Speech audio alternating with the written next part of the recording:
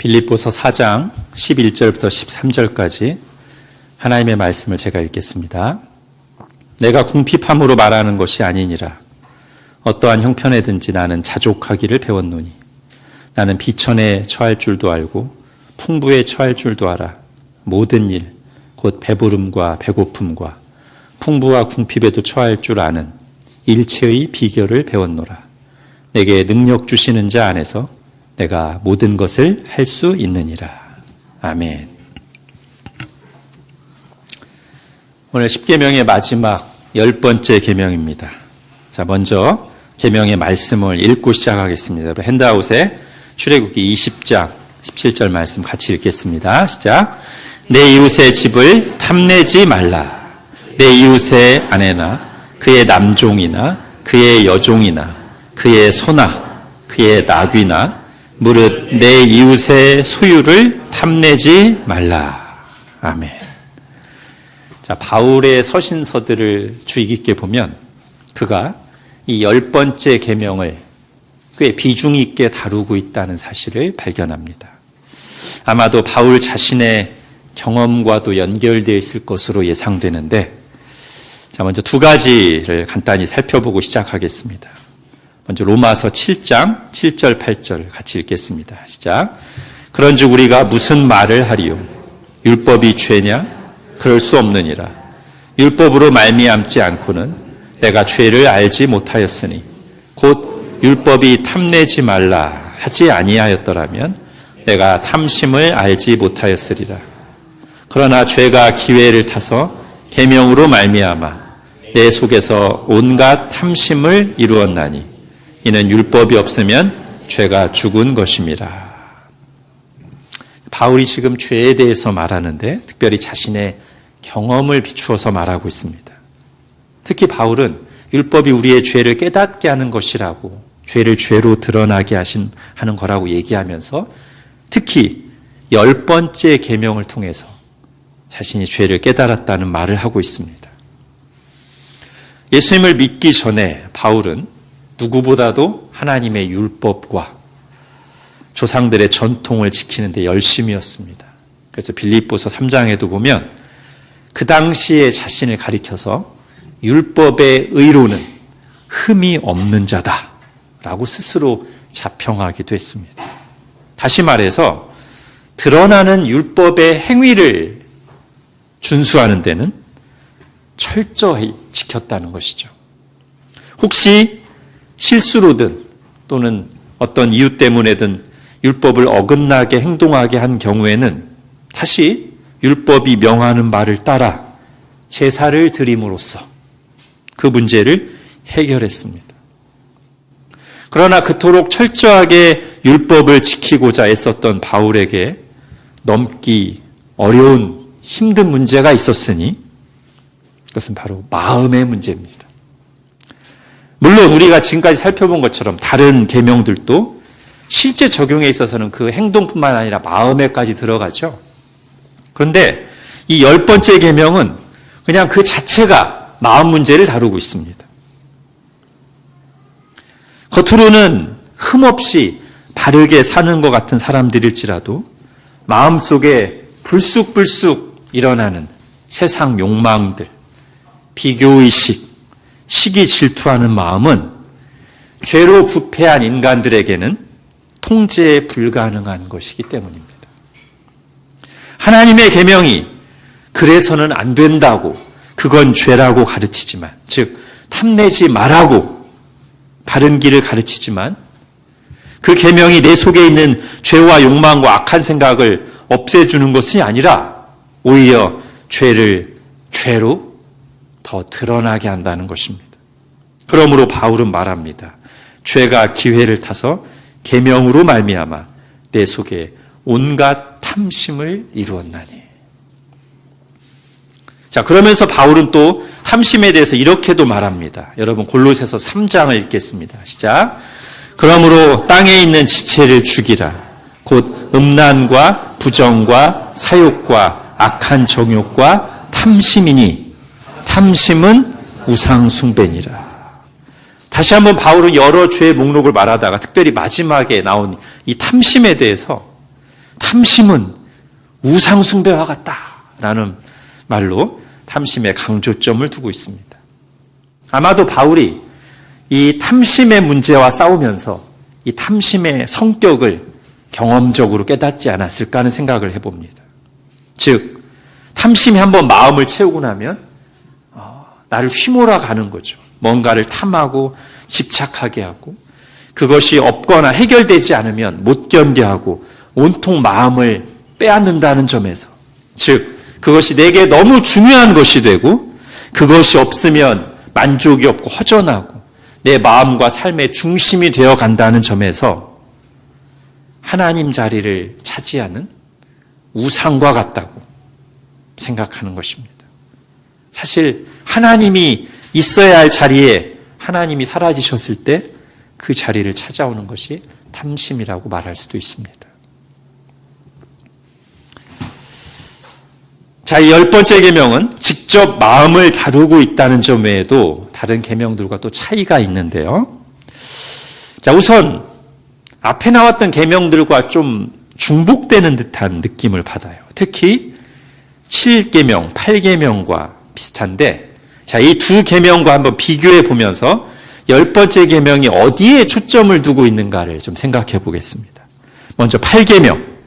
자, 언뜻 보면 도둑질하지 말라 하는 8계명과 내 이웃의 것을 탐내지 말라는 10계명이 상당히 비슷해 보입니다. 둘 다 이웃의 소유와 관련된 거잖아요. 실제로 겹치는 부분이 있어요. 이웃의 것을 탐내다 보면 그게 도둑질로 이어지니까요. 그러나 겹치는 부분이 있을지라도 본래 이 두 계명이 말하고자 하는 초점은 분명히 다릅니다. 8계명은 어떻게 하는 것이 재산을 올바르게 증식하고 관리하는가에 대한 거예요. 하나님의 뜻에 어긋나는 방식으로 부당하게 벌거나 손해를 끼치지 말라는 거죠. 그래서 올바른 소유관을 가지고 청지기답게 하나님의 뜻에 맞게 잘 벌고 잘 쓰는 것이라고 했습니다. 그래서 우리가 8계명 할 때 설교 제목을 잘 벌고 잘 쓰기로 했죠. 그러나 잠시 뒤에 살펴보겠지만 10번째 계명은 그걸 말하는 건 아닙니다. 잘 벌고 잘 쓰는 문제를 말하는 게 아니에요. 10번째 계명은. 자, 7계명, 간음하지 말라는 계명과도 꽤 겹치는 부분이 있습니다. 자, 10번째 계명의 첫 적용이 뭐예요? 내 이웃의 아내를 탐내지 말라는데, 이거 딱 7계명 어기는 거잖아요. 내 이웃의 아내를 탐내는 거. 그러나 10번째 계명의 초점은 그건 아닙니다. 성결한 결혼 생활을 말하는 7계명이나 올바른 소유관을 가지고 잘 벌고 잘 쓰는 것을 말하는 8계명, 그 얘기를 하는 게 아니란 말이에요. 10번째 계명은. 그렇다면 10번째 계명의 초점은 뭘까요? 비교의 문제, 그리고 감사와 만족의 문제를 다루고 있습니다. 즉 8계명처럼 부당한 방법으로 소유를 늘리는 문제를 다루는 게 아니고요. 7계명처럼 성적 유혹이나 거기에 넘어가 간음죄를 저지르는 문제를 다루는 게 아니라 무엇이든지 내 것과 다른 사람의 것을 비교하면서 감사하는 마음을 잃어버리고 불평, 불만하는 태도를 빠지게 되는 죄를 지적하면서 우리에게 그러지 말고 비교하면서 그런 불평, 불만과 감사를 잃어버린 죄에 빠지지 말고 하나님이 주신 것에 감사하고 자족하는 삶을 살라는 것이 10번째 계명의 초점이라는 것입니다. 자, 구체적인 적용을 한번 들어가 볼게요. 자, 다른 계명들이 한 줄만 딱 써서 살인하지 말라, 간음하지 말라 이렇게 했던 것과 달리 10번째 계명에는 좀 이미 이 말씀 속에 구체적인 적용들이 들어있어요. 다시 한번 여러분 출애굽기 20장 17절을 보십시오. 내 이웃의 집을 탐내지 말라. 내 이웃의 아내나 그의 남종이나 그의 여종이나 그의 소나 그의 나귀나 무릇 내 이웃의 소유를 탐내지 말라. 자, 이 말씀 속에서 세 가지 카테고리, 목록을 한번 구분해 볼 수 있겠습니다. 첫 번째, 가족을 비교하는 거예요. 자, 내 이웃의 아내를 탐내지 말라. 우리 자매님들에게는 이 아내를 누구로 바꿀 수 있겠어요? 내 이웃의 남편을 탐내지 말라. 그러니까 비교하는 거예요. 내 남편도 저랬으면, 내 아내도 저랬으면, TV에 나오는 연예인들 보면서 내 남편도 좀 저랬으면, 근데 내 남편, 내 아내는 왜 이 모양인가? 이렇게 감사와 만족이 아닌 불만을 가지는 거예요. 자, 가족이라고 했으니까 자식도. 야, 엄마 친구 아들은 이렇다더라. 여기서 그 유명한 엄친아가 나오는 거죠. 자식들은 또 부모를 비교할 수 있습니다. 아유, 우리 친구네 부모님은 돈 잘 벌어서 집도 되게 좋던데, 잘해주시던데. 이런 얘기를 하는 거예요. 내 이웃의 아내를 탐내지 말라가. 자, 두 번째, 그의 남종이나 그의 여종이나. 이것은 다른 사람들을 탐내는 거예요. 우리 팀, 우리 공동체, 우리 모임에도 저런 사람이 있었으면 좋겠다. 목사님들이 딱 모여가지고 어떤 목사님이 본인 교회에 있나 아주 훌륭한 신자를 얘기하면 다른 목사님들이 우리 교회도 좀 그런 신자 있었으면 좋겠네. 지금 우리에게 있는 사람들에 대해서 감사하지 못하고 오히려 같이 있는 사람들에 대해서는 감사가 아닌 불평과 불만 못마땅해 하는 거죠. 나 같은 사람하고 함께 있어주는 것에 대해서 고맙고 송구하게 생각하지 못할 망정. 자, 세 번째, 그의 소나 그의 나귀를 탐내지 말라. 자, 소나 나귀는 당시의 대표적인 재산이죠. 비교 대상입니다. 오늘날로 하면 뭐 어떤 거가 있겠어요? 집, 자동차, 휴대폰, 옷, 이어폰, 누구는 에어팟이던데, 신발, 장신구, 이런 걸 다 얘기하는 거예요. 자, 핵심은 뭡니까? 이미 앞에서 얘기 드렸어요. 남들과 비교하면서 내가 가진 것, 내가 누리는 것에 대해서는 전혀 감사와 만족을 하지 못하고 계속 비교하면서 불평불만하는 거예요. 분명히 내게 있는 것도 받은 것으로서 마땅히 감사할 수 있건만, 배고픈데 빵을 받았으면 감사하잖아요. 그러다가 옆에 보니까 옆에는 마라탕하고 랍스타를 먹고 있으니까 갑자기 감사가 순식간에 사라지면서 감사 대신 불평과 불만이 찾아오는 거죠. 감사 실종 사건. 이게 성경은 죄의 뿌리라고 분명하게 말합니다. 여러분 로마서 1장 21절 같이 읽겠습니다. 시작. 하나님을 알되 하나님을 영화롭게도 아니하며 감사하지도 아니하고 오히려 그 생각이 허망하여지며 미련한 마음이 어두워졌나니. 자, 감사가 실종된 자리에는 불평, 불만과 함께 탐심이 찾아옵니다. 제가 자주 예를 듭니다만 하와 생각해 보세요. 하와. 얼마나 좋은 자리에 있었어요. 에덴 동산을 누리고 있으면서도 아담이라고 하는 흠없는 남편과 함께 살면서도 하나님을 그렇게 가까이 친밀하게 교제를 누리면서도 사탄의 유혹에 넘어가자 감사는 사라지고 탐심이 찾아. 저 선악과만 먹으면 내가 하나님처럼 될 텐데.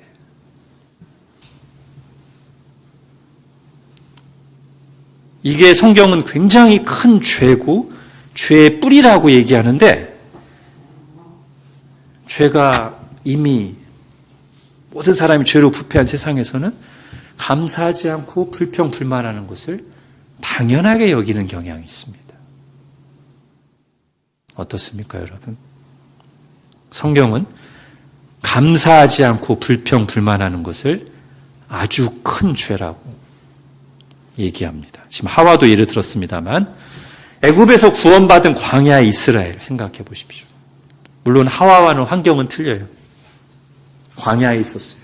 그렇지만 이들은 400년간 노예 생활하다가 하나님의 권능으로 구원받았습니다. 하나님의 자녀가 됐습니다. 하나님과 언약을 맺었습니다. 불기둥과 구름기둥이 그들을 보호하고 인도하며 하나님께서 만나와 반석에서 나오는 물로 매일매일 공급해 주십니다. 이렇게 큰 은혜를 받고 보호를 받고 공급을 받으며 살면서도 광야 이스라엘은 늘 불평불만했습니다. 먹는 거, 입을 거, 길이 험하다. 모세는 어디 갔냐. 늘 불평불만했어요. 그리고 하나님은 그들의 불평불만을 뭐 그럴 수도 있지 이렇게 하지 않으시고 그때마다 무서운 진노와 심판으로 다스리셨습니다.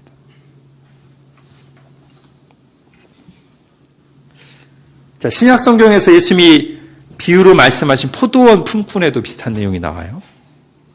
주인이 계산하는 시간에 품꾼들에게 똑같이 처음에 약속한 대로 하루 품삯을 주었습니다.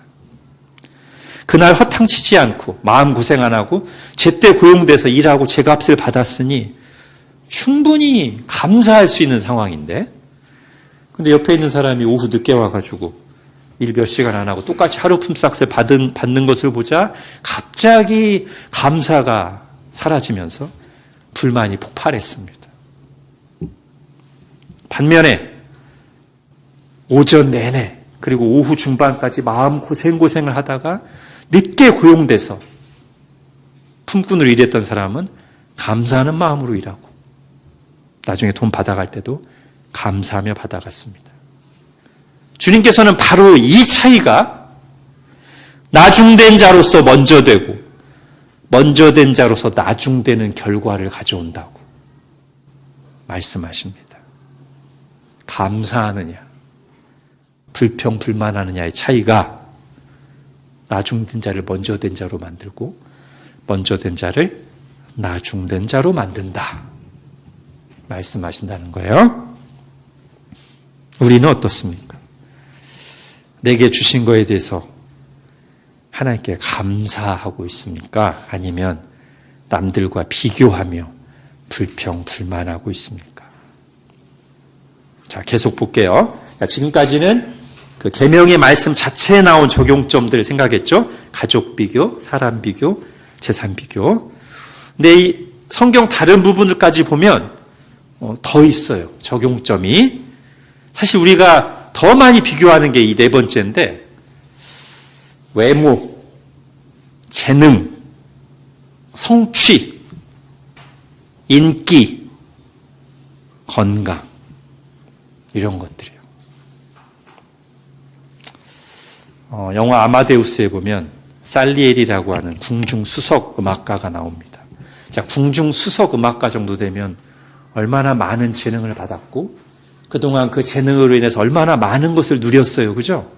정말 감사해야 되는데 어느 날 자기보다 뛰어난 재능을 가진 젊은 천재 음악가 모차르트가 등장하자 그때부터 시기와 질투에 사로잡혀요. 그래서 충분히 많이 받았고 누렸음에도 불구하고 감사가 사라지고 그의 얼굴은 그때부터 굳어지고 남은 여생을 이 비교와 질투와 시기 속에서 하나님을 원망하면서 어둠 속에 살아갑니다. 이처럼 건강하지 못한 비교는 또는 비교의식은 감사를 사라지게 하고 사람을 병들게 합니다. 불평불만을 넘어 불행하게 만듭니다. 자기 자신뿐만 아니라 주변 사람들까지 힘들게 만듭니다. 성경은 이렇게 다른 사람들과 비교하고 헛된 세상 것으로 비교할 게 아니라 좋은 비교를 하라고 가르칩니다. 자, 나쁜 비교는 다른 사람과 비교하는 거고요. 세상 것을 비교하는 거예요. 이건 성경이 금하는 비교예요. 십계명이 금하는 비교. 그런데 성경이 적극적으로 권하는, 요구하는 비교가 있어요. 제가 거룩한 비교라고 부르는 건데요.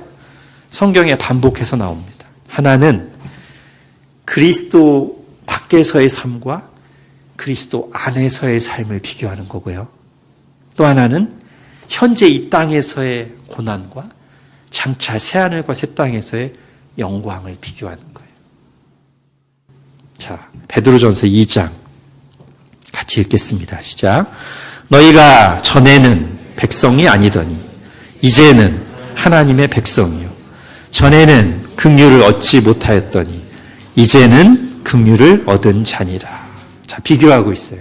전에는, 이제는. 근데 이게 그냥 과거와 현재의 비교가 아니라 아까 말씀드린 것처럼 그리스도 밖에서의 삶과 그리스도 안에서의 삶을 비교하는 거예요. 자, 에베소서 2장도 마찬가지입니다. 같이 읽을게요. 시작. 전에는 우리도 다 그 가운데서 우리 육체의 욕심을 따라 지내며 육체와 마음에 원하는 것을 하여 다른 이들과 같이 본질상 진노의 자녀이었더니 이제는 긍휼이 풍성하신 하나님이 우리를 사랑하신 그 큰 사랑을 인하여 허물로 죽은 우리를 그리스도와 함께 살리셨고 너희는 은혜로 구원을 받은 것이라. 아멘. 이런 비교를 하라는 거예요. 자, 그 다음에 현재와 장래의 비교, 로마서 8장입니다. 시작. 생각하건대 현재의 고난은 장차 우리에게 나타날 영광과 비교할 수 없도다. 그래서 비교하지 말라는 거예요? 하라는 거예요? 하라는 거예요. 이 비교를 하라는 것입니다. 그리고 이 비교를 할 때 감사가 나옵니다. 나 같은 죄인 살리신 감사가 나와요. 내가 그리스도 밖에서 하나님 없이 두려움과 허무함 속에서 무의미하게 살았었는데 하나님을 대적하며 살았었는데 예수 그리스도를 내 대신 십자가에 내어주심으로 나 같은 죄인을 이렇게 하나님의 자녀 삼아주시고 주님 안에 있는 평강과 기쁨을 누리게 하시고 언제든지 하나님께 기도하며 나올 수 있게 해주시고 하나님 나라를 위해서 써주신 감사합니다. 그리고 이 비교가 나 자신과 세상을 바라보는 올바른 관점을 회복시켜 줍니다. 즉 내가 누구이고 내가 뭘 중요하게 여기면서 살아야 되는지를 다시 회복시켜줘요. 하나님이 우리에게 은혜를 주셔서 남들과 비교하거나 세상 헛된 것을 가지고 비교하는 게 아니라 이 성경이 명하는 거룩한 비교를 하면서 감사하며 살고 소명을 따라 살게 하시기를 바랍니다. 자, 하나 더 적용이 있어요. 자, 이 비교와 탐심은 결국 우리를 적정한 선에서 만족하지 못하게 하고 멈추지 못하게 하고 자꾸만 과도하게 추구하게 만들어요. 탐심이 우리를 몰아갑니다. 과도한 부의 추구. 충분히 먹고 살만하고 넉넉한데도 더 부자인 사람들과 비교하면서 더 소유하고 쌓는데 막 목을 매는 거예요.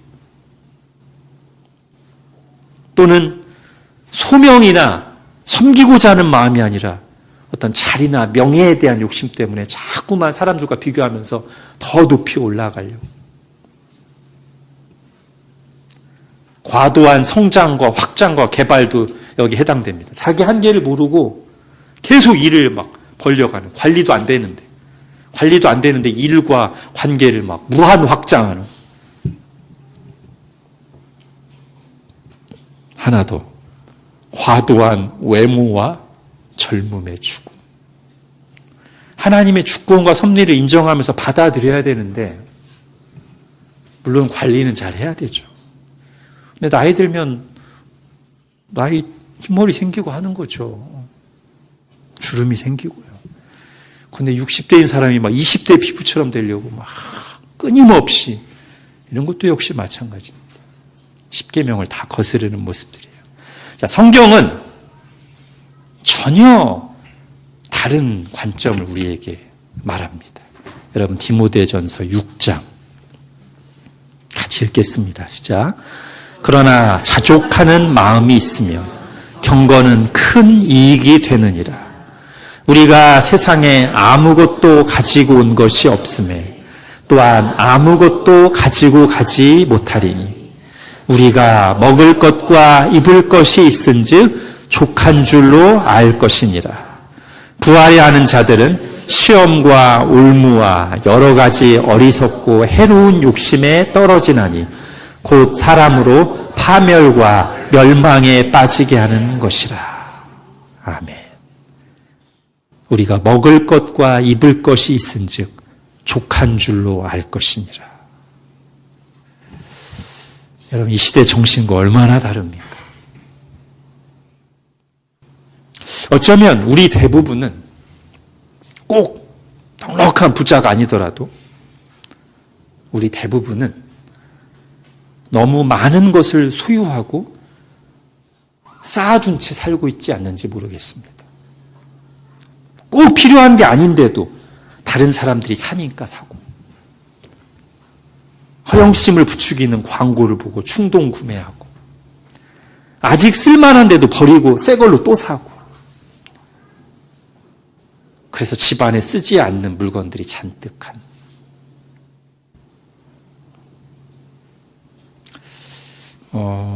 언젠가 그런 말을 들은 적이 있어요. 외국 사람들이 우리나라 와서 보고 놀라는 것 중에 하나가 취미 생활을 하는데 전문가들이 하는 수준으로 장비를 갖춘다는 거예요. 취미로 등산하는데 전문 산악인처럼 아웃도어 고가 풀세트로 구입하고, 취미로 생활체육하는데 유니폼 맞춰 있는 건 기본이고 선수들 못지않은 라켓과 장비들로 중무장을 한다는 것입니다. 특히 남에게 보이는 것을 신경 쓰고 비교하기를 잘하는 우리나라 사람들에게는 이제는 이런 생활 방식이 너무나 당연한 것이 돼서 이제는 그렇게 하지 않으면 오히려 이상한 일이 돼버린 사회 속에 우리가 살고 있습니다. 그러나 성경은 말합니다. 먹을 것과 입을 것이 있은즉 족한 줄로 알 것이니라. 자, 그러면 왜 우리가 이런 삶을 살게 될까요? 감사를 잃어버리고 비교하면서 불행해지고 만족할 줄 모른 채 과도하게 추구하다가 여러 가지 갈등과 부작용을 낳는 인간의 모습. 뭐가 문제입니까? 자, 외부적인 이유도 있고 내부적인 이유도 있어요. 먼저 외부적인 이유는 우리가 사는 사회가 과소비와 탐심을 끊임없이 부추기는 문화예요. 그리고 인간은 어떤 존재냐면 영향을 받는 존재입니다. 우리는 다 영향받는 존재예요. 그런 문화 속에 살고 있으니 영향을 받아요. 근데 우리가 이 숨쉬는 문화가 우리에게 어디까지 영향을 미치냐면, 우리가 보는 각종 영상과 광고들은 단지 소비 욕구를 부추기는 것을 넘어서 우리의 자아상에까지 영향을 미칩니다. 내가 나를 보는 관점 자체를 바꿔버려요. 이 시대 문화와 광고들이. 즉, 인간을 소비자로 규정합니다. 더 많이 소유하고 더 좋은 것을 써야만 행복할 수 있는 존재로 끊임없이 우리가 세뇌당하고 있어요. 어느 틈엔가 우리는 그걸 받아들였습니다. 맞아. 더 많이 소유하고 더 좋은 것을 써야만 행복할 수 있는 존재야, 나라는 존재는. 소비자로서의 정체성을 갖게 됐어요. 그러나 우리를 창조하신 주님께서는 사람에 대해 전혀 다르게 말씀하십니다. 여러분, 누가복음 12장 같이 읽겠습니다. 시작. 그들에게 이르시되 삼가 모든 탐심을 물리치라. 사람의 생명이 그 소유에 넉넉한 데에 있지 아니하니라. 여기서 생명이라는 것은 단지 목숨만 말하는 것이 아니에요.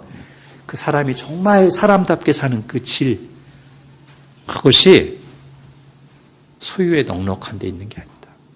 이걸 지금 누가 말씀하시는 거냐면 우리를 창조하신 하나님이 말씀하시는 거예요. 내가 너희를 창조할 때 눈에 보이는 재산과 물건을 더 많이 사고 소유하고 쇼핑할수록 행복하는 존재로 창조하지 않았는데, 너희가 죄에 빠진 뒤로 그런 악한 문화를 만들어내고 거기에 영향을 주고받으면서 서로 비교하면서 비참하게 살고 있구나. 그게 원래 인간의 모습이 아닌데, 사람에게는 더 중요한 것이 있어요. 우리를 창조하시고 사랑하시는 하나님, 그리고 그 하나님이 우리에게 보내주신 내가 사랑해야 될 사람, 공동체, 그리고 하나님 나라를 이루도록 우리 각자에게 주신 사명, 이런 것에 헌신할 때 소유와 쇼핑에서 오는 것과는 다른 더 깊은 채워짐과 만족이 있다고, 그게 사람이라고 우리 주님이 말씀하시는 겁니다. 자, 여기서 자연스럽게 이제 내부적인 이유로 연결돼요. 그런데 바로 그것을 잃어버렸기 때문에 하나님과 단절되면서, 그리고 죄성이 우리 속에 자리 잡으면서 하나님을, 그리고 사람을, 공동체를, 하나님이 주신 사명을, 그리고 그것들을 위해서 헌신하는 삶을 잃어버렸기 때문에 그때 오는 진정한 기쁨과 만족이 사라져버려서 그 채워지지 않은 내면의 목마름과 공허함을 다른 것으로, 소유와 쾌락으로 채우려고 하는 것이다. 그게 탐심이에요. 즉 탐심의 뿌리는 소유의 많고 적음에서 오는 게 아니라 하나님이 주신 진정한 만족이 결여된 데서 오는 문제, 곧 내면의 문제요, 영적인 문제라는 것입니다. 자, 우리가 이 사실을 진지하게 받아들일 때 우리는 오늘 10번째 계명을 지키며 살아가는 길을 이제 찾을 수 있는데, 즉 어떻게 비교를 넘어 감사와 자족의 삶을 살 수 있는가? 라는 질문에 대한 해답은 사람을 하나님과 관계된 존재로 보고 하나님이 의도하신, 하나님이 설계하신 삶으로 돌아가는 데서만 이 질문에 대한 제대로 된 답을 찾을 수 있다는 것입니다. 자, 오늘 바울의 고백에서 그 힌트를 찾을 수 있는데요. 자, 먼저 첫 번째, 자, 우리 오늘 본문을 보십시오. 이제 11절, 12절 같이 읽겠습니다. 시작. 내가 궁핍함으로 말하는 것이 아니니라. 어떠한 형편에든지 나는 자족하기를 배웠노니. 나는 비천에 처할 줄도 알고 풍부에 처할 줄도 알아. 모든 일, 곧 배부름과 배고픔과 풍부와 궁핍에도 처할 줄 아는 일체의 비결을 배웠노라. 자, 바울이 지금 여기서 풍부나 궁핍에 처할 수 있다라는 말이 무슨 뜻이에요? 그 11절에 나오는 어떠한 형편에든지 그 상황에서 자족할 수 있다는 말이에요.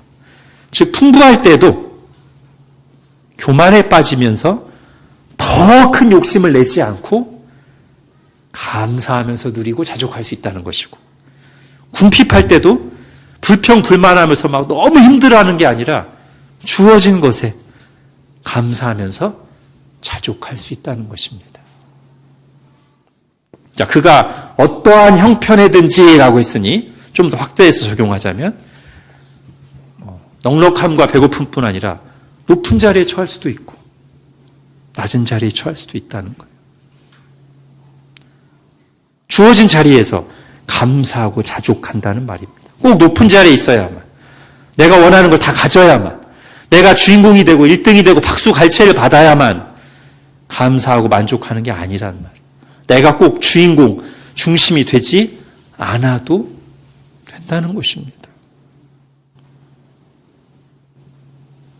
이것이 사실은 어떠한 형편에든지 자족할 수 있기 위한 가장 기본적인 토대예요. 즉 자기 중심에서 벗어나는, 자기가 중심이 되어야 된다는 교만한 자리에서 내려오는 것. 이것이 감사와 자족의 삶을 살기 위한 가장 첫 번째 토대입니다. 더 쉽게 말하면 자기 중심에서 하나님 중심으로 내가 내리고 있는 뿌리가, 토양이 바뀌어야 돼요. 또 다르게 비교하면 천동설에서 지동설로 바뀌어야 돼요. 나 중심으로 세상에 돌아간다고 생각합니다. 그러면 욕심이 끝이 없어요. 그리고 그 욕심을 채울 길도 없습니다. 그리고 그게 사실도 아니고 세상이 나 중심으로 돌아가나요? 태양계가 지구를 중심으로 돌아가냐고요. 태양이 중심에 있어서 하나님이 중심에 계셔서 누구는 수성, 누구는 금성, 누구는 지구, 누구는 화성 이렇게 하나님이 각자 부여하신 자리에서 각자 부르심을 따라 자신의 삶을 산다는 의식이 있어야 된다는 말이에요. 비교하지 말고. 나는 왜 수성과 같지 않은가? 왜 나는 화성보다 작은가? 이러지 말고 하나님께서 이 태양계를 아름답게 이루어 가시면서 각자에게 주신 자리와 궤도가 있다는 것입니다. 우리는 이 세상의 창조주도 아니고 중심도 아니고 주인도 아닙니다. 하나님이 창조하셨고 하나님이 운행하시는 세계입니다. 우리는 그 중에 한 작은 일부, 작은 피조물입니다.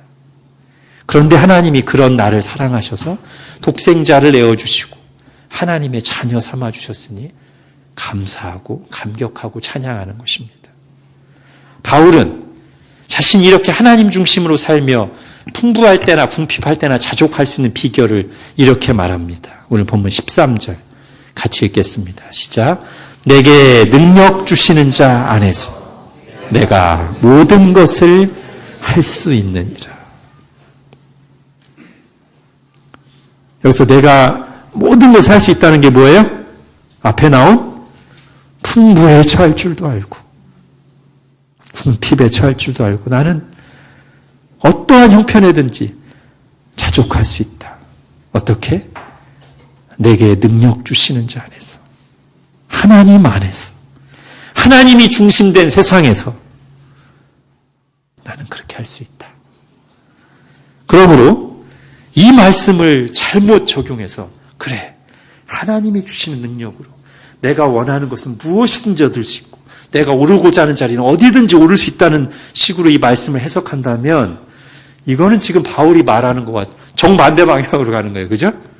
바울은 지금 자기 중심이 아닌 하나님 중심으로 사는 삶을 고백하는 것인데 이 말씀을 여전히 자기 중심이 돼서 자기 만족을 채우기 위한 말씀으로 이용하고 있는 거니까 정반대로 적용하는 거예요.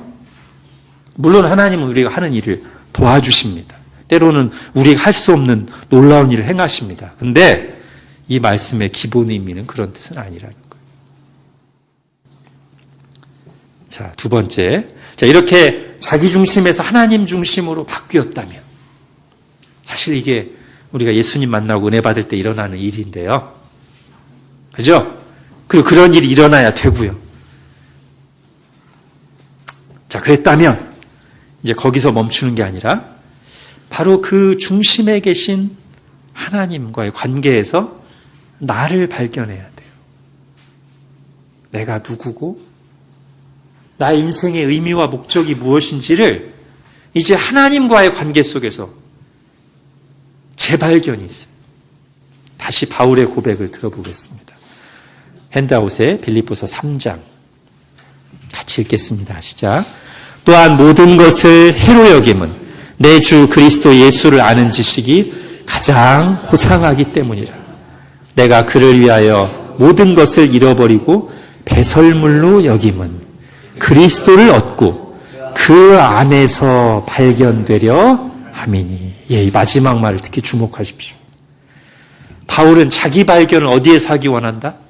그 안에서, 그리스도 안에서 자기 발견. 즉 내가 누군지, 왜 내가 이 땅에 사는지, 뭘 위해 살아야 되는지를 눈에 보이는 사람들과 비교하는 것들에서가 아니라 그 안에서 발견하길 원한다.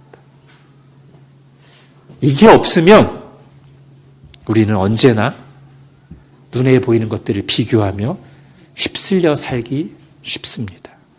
내면 세계의 질서와 영적 성장이라는 책의 표현을 빌자면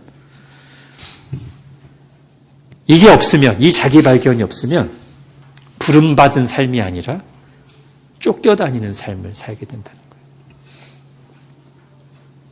거기에서 비교가 오고 감사와 자족이 아닌 여러 가지 불평, 불만이 생겨납니다. 즉 우리는 정말 나로서 하나님이 창조하시고 이 땅에 보내신 나로서 내게 주어진 소명을 따라 살아가야 될 텐데 이게 하나님과의 관계에서 이게 정립되어 있지 않으면 사람들에게 보이기 위한 나, 사람들과 비교하며 평가받는 나로 살게 되기 쉽다. 다른 사람과 비교해서 얼마나 가졌느냐, 다른 사람들과 비교해서 얼마나 인정을 받느냐, 다른 사람들과 비교해서 얼마나 높은 자리에 올랐느냐. 바울은 그런 것에서 내가 누구인지를 발견하던 헛된 삶을 뒤로하고 이제는 그 안에서 발견되려 함이니 라는 그의 거룩한 소원을 고백합니다.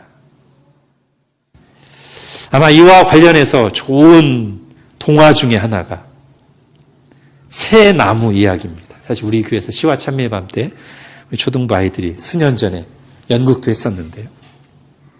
각각 큰 꿈을 가졌던 새 나무가 있습니다. 올리브나무, 떡갈나무, 소나무가 있어요. 올리브나무는 세상에 여러 값진 보화들을 담은 아름다운 보석 상자가 되기를 원했고, 떡갈나무는 위대한 왕을 태우는 튼튼한 발가 되어 온 세상을 돌아다니고 싶었고, 소나무는 산 언덕에 남아 큰 나무가 되어 누구보다도 하나님과 가장 가까이 있고 싶다고 했습니다.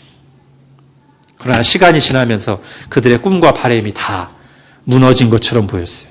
보석 상자가 되고 싶었던 올리브 나무는 시골 마을 외양간의 여물통, 구유가 되었고, 왕을 태우는 큰 배가 되고 싶었던 떡갈나무는 비린내 나는 작은 고기잡이 배가 되었고, 가장 큰 나무가 되어 하나님과 가까이 있고 싶었던 소나무는 베어져서 죄수들을 매다는 형틀이 되었습니다.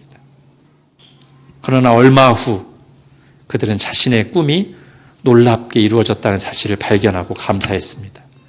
외양간의 구유가 된 나무는 어느 날 세상에서 가장 위대한 보물을, 메시아를 그 안에 담았다는 걸 발견했습니다. 사람들이 그 앞에 와서 엎드려 경배하는 것을 보았기 때문입니다.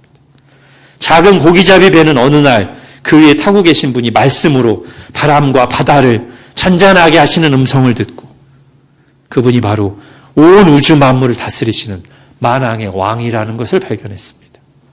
죄수들을 매다는 형틀이 된 나무는 바로 그 만왕의 왕이요 메시아이신 분께서 하나님의 뜻을 성취하시고 사람들을 구원하시는 그 결정적인 일을 하실 때 가장 가까이서 그분과 함께하며 쓰임 받았다는 사실을 발견했습니다. 그래서 그들은 세상적인 기준으로 볼 때는 보잘것없는 여물통에 비린내 나는 고기잡이 배, 끔찍한 죄수들을 매다는 형틀이었지만 예수 그리스도와의 관계에서 볼 때는 너무나 값진, 귀하게 쓰임받은 하나님께 영광을 돌리는 존재가 되었다는 것을 알고 기뻐하고 감사했습니다. 자, 마지막 세 번째, 그리하여 하나님과 그리고 하나님이 주시는 더 좋은, 더 가치 있는 것으로 우리의 삶과 마음이 채워질 때 비교를 넘어선 자족하는 삶을 살게 됩니다. 마치 우리가 배부르면, 포만감을 느끼면 옆에서 맛있는 거 먹고 있어도 세상 부럽지가 않죠? 마찬가지로 내 속에 하나님이, 그리고 하나님이 주신 진정으로 가치 있는 것들이 채워져 있다면 비교로부터 한결 자유로워지고 불평, 불만보다 감사를 많이 하는 삶을 살 수 있게 될 것입니다. 소울 서퍼라는 영화에 나오는 주인공 베다니 해밀턴이 서핑을 전부로 알고 살다가 상어에게 한 팔 잃었을 때는 더 이상 서핑을 할 수 없었습니다. 왜요?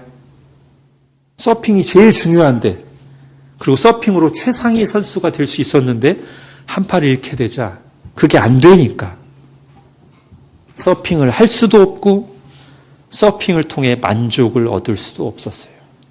그러나 오늘 어떤 계기로 더 이상 자기 인생에서 서핑이 전부도 아니고 제일 중요한 것도 아니라는 사실을 깨달았을 때 다시 다시 서핑을 할 수 있었습니다. 즉 서핑이 그녀의 삶에서 제자리를 찾게 되어 이제는 나에게 최고 중요한 게 아니라 서핑이 더 중요한 목적, 즉 하나님의 영광을 드러내고 다른 사람들을 돕는 훨씬 더 중요한 일에 도구가 되었을 때 서핑이 다시 서핑을 할 수 있었고 서핑을 통해 만족을 얻을 수도 있었어요. 다시 정리하면 더 중요한 것에서 의미와 만족을 찾게 되었을 때 사람들의 평가나 성적이나 내 목표에 연연하지 않고 즉 비교하지 않으면서 서핑을 즐기기도 하고 서핑을 제대로 활용할 수도 있었다는 뜻입니다. 이런 의미에서 탐심은 우상숭배인 거예요. 즉 서핑이 그의 인생에서 하나님 자리를 차지하고 있으니까 문제가 됐던 거죠. 서핑이 하나님 자리를 내려놓고 제자리로 딱 돌아오자 한 팔을 잃고도 얼마든지 서핑을 즐거워하며 즐기고 서핑을 통해서 다른 사람들을 유익하게 할 수 있었습니다. 우리가 소유, 성취, 육체적인 쾌락 이런 것들이 내 인생에서 너무 중요한 것이 되는 순간 오히려 그걸 통해 만족을 얻으려는 우리의 노력들은 실패에 부딪히게 됩니다. 오히려 그걸 너무 중요하게 여기며 따라가는 순간 더 중요한 것들을 잃어버리게 돼요. 사람들을 잃어버리고 심지어 나를 잃어버릴 수도 있습니다. 반대로 정말 중요한 것, 더 중요한 것이 내 삶에 있고 그것이 내 마음을 채우고 있다면 비교해서 자유롭게 됩니다. 세례자 요한이 그렇죠. 성경은 세례자 요한의 의식주를 아주 선명하게 우리에게 묘사해 줍니다. 광야에서 살고 메뚜기와 석청을 먹고 낙타 털옷을 입었습니다. 아주 최저 생계 상태죠. 요한에게 중요한 것은 자신에게 주어진 소명을 감당해서 하나님의 뜻을 성취하는 것이었습니다. 예수 그리스도를 사람들에게 알리는 그의 길을 준비하고 드러내는 거예요. 그걸 통해서 사람들이 예수님 믿고 구원을 받고 그토록 고대하던 하나님의 나라가 이 땅에 성취되는 것. 그게 요한의 마음을 가득 채우고 있어서 의식주가 그렇게 그에게 중요한 것이 아닌 게 됐습니다. 왜냐하면 그의 기쁨은 다른 곳에 있으니까요. 좋은 옷을 입고 좋은 것을 먹고 좋은 집에 사는 것이 아니라 거기서 기쁨을 찾는 게 아니라 다른 곳에서 그거보다 훨씬 큰 기쁨을 추구하고 있었고 실제로 찾았으니까요. 자, 요한복음 3장 같이 읽겠습니다. 시작. 내가 말한 바 나는 그리스도가 아니요 그의 앞에 보내심을 받은 자라고 한 것을 증언할 자는 너희니라. 신부를 취하는 자는 신랑이나 서서 신랑의 음성을 듣는 친구가 크게 기뻐하나니 나는 이러한 기쁨으로 충만하였노라. 그는 흥하여야 하겠고 나는 쇠하여야 하리라 하니라. 아멘. 예, 이러한 기쁨으로 충만했습니다. 그래서 의식주가 그렇게 중요한 것이 아닌 게 될 수 있었습니다. 자, 지금까지 살펴본 그리고 제가 예로 들었던 이 자족하는 사람들의 공통점이 또 한 가지가 있는데요. 자기만을 위해 사는 게 아니라 다른 사람들을 섬기는 삶을 살았다는 것입니다. 자기 만족에만 머무르는 삶이 아니라 다른 사람들도 잘 되고 행복하기를 바라며 헌신한 삶이었다는 거예요. 오늘 요리문답은 10번째 계명의 적극적인 실천이 거기로 이어져야 된다는 사실을 우리에게 말해줍니다. 여러분 핸드아웃에 80문 자, 답부분만 같이 천천히 읽겠습니다. 시작. 제10계명이 명하는 것은 자기 자신의 처지에 온전히 만족하며 우리 이웃과 그의 소유에 대하여 정당하고 잘 되기 바라는 심정을 가지는 것입니다. 예. 십계명의 적극적인 실천이 어디로 가요? 우리 이웃이 잘 되기 바라는 것. 나만 만족하는 게 아니라 나도 만족하고 주님 안에서 내가 만족하고 기쁜데 내 이웃도 잘 되기를, 내 이웃도 주님 안에서 행복하고 만족하기를 바라는 거예요. 여러분, 이 내용이 마치 이웃사랑 계명의 본질을 다른 말로 표현하고 있는 듯한 느낌 들지 않습니까? 이웃사랑 계명을 압축하면 뭐예요? 내 이웃을 내 자신과 같이 사랑하라. 무엇이든지 남에게 대접을 받고자 하는 대로 너희도 남을 대접하라. 이게 이웃사랑 계명을 딱 압축해서 하는 말인데, 이 십계명의 최종적인 실천이 바로 그런 마음을 담고 있어요. 나도 만족하고 나뿐만 아니라 다른 사람도 잘 되기를 바라는 것입니다. 이제 마무리하겠습니다. 결국 십계명의 마지막 10번째 계명은 마치 십계명을 정리하듯이 우리에게 인생에 대한 근원적인 질문을 던집니다. 과연 내게는 세상에서 비교하는 것들, 즉 성공, 성취, 소유, 사람들의 인정과 칭찬보다 더 중요한 것이 내게 있는가? 그런 것들에서 내가 누구인지를 발견하는 것이 아니라 나는 나를 창조하시고 이 땅에 보내시고 구원하신 하나님 안에서 내가 누구이며 무엇인지를 발견하고 살아가고 있는가? 나는 자기 중심이 아니라 하나님 중심으로 살고 있는가? 이 질문을 던진다는 겁니다. 마지막 10번째 계명이 십계명을 마무리하면서. 그리고 바울은 본문에서 살펴본 바와 같이 그런 삶은 하나님의 능력으로만 가능하다고 우리에게 다시 한번 알려줍니다. 그리고 바로 이것이 우리에게 진짜 필요한 은혜다.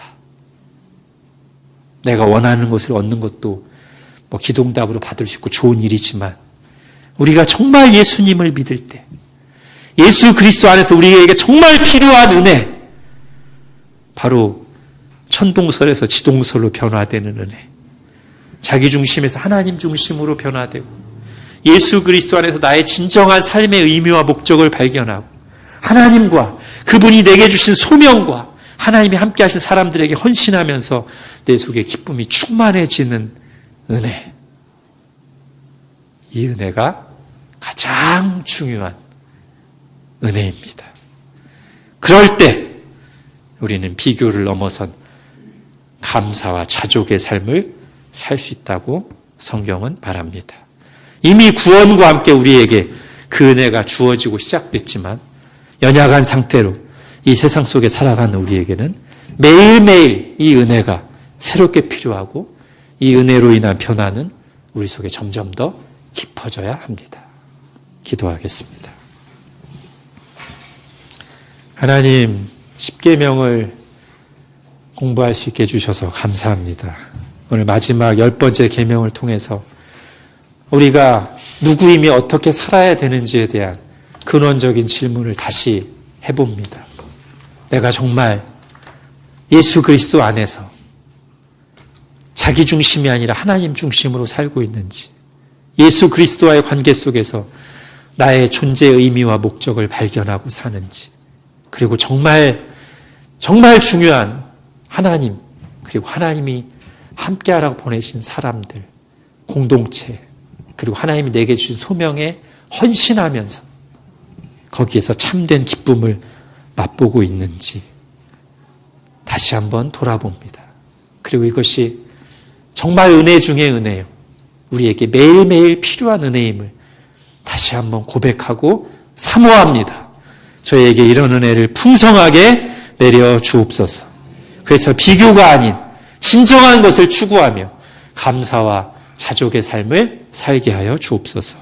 예수님의 이름으로 기도합니다. 아멘.